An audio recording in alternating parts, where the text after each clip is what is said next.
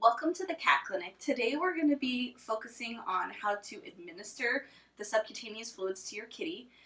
If you need instruction on how to set up a bag still, please see our video on subcutaneous fluids, the setup procedure. And that will go over how to attach the line to your bag of fluids and get everything ready to go.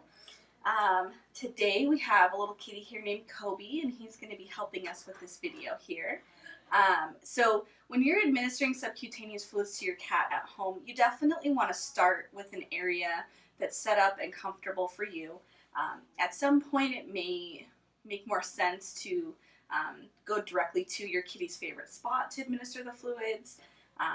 But while you're learning how to do it, it's definitely easier if you've got an area that's set up more for your comfort, so that the kitty's on a table or something where you don't have to bend at an awkward angle.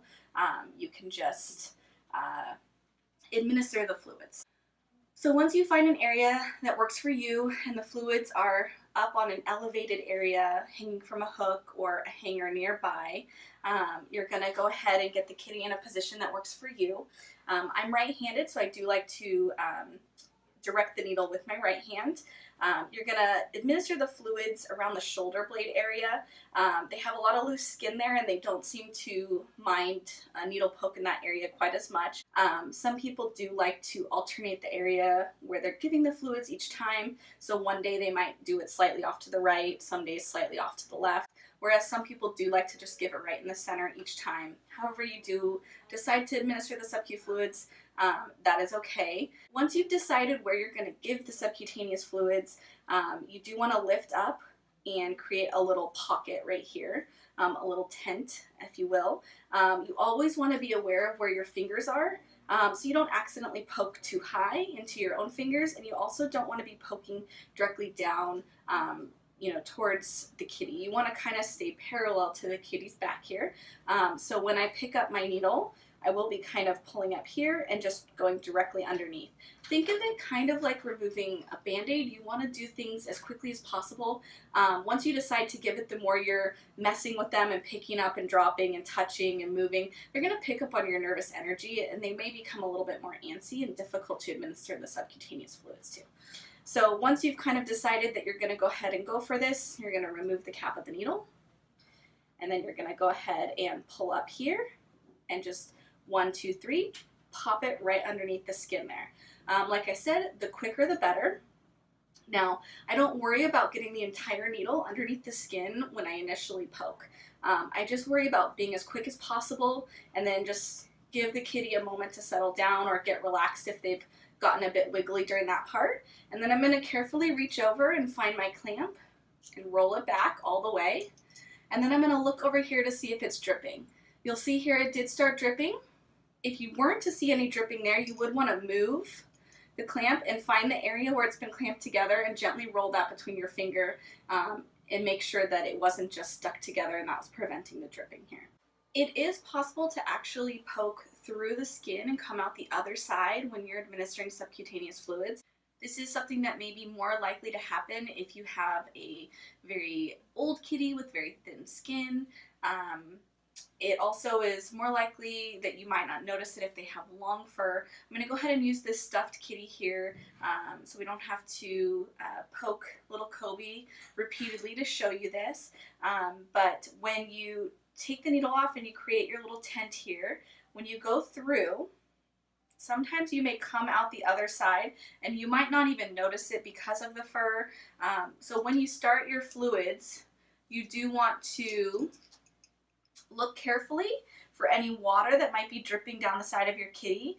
If there is, then you know you've actually gone in and out the other side. If that happens, you want to go ahead and stop the fluids, and instead of pulling the entire needle out and then reinserting it, if you can remember this, you actually want to take the skin that is at the needle tip and pull it away from the tip. So in this case, I'm going to be pulling the skin back towards the kitty's head here, and I'm going to go ahead and just pull on that, and it's going to naturally allow the needle to slip back underneath the skin, and that is going to make it a little bit more successful than if you were to actually pull back on the needle and accidentally pull it all the way out.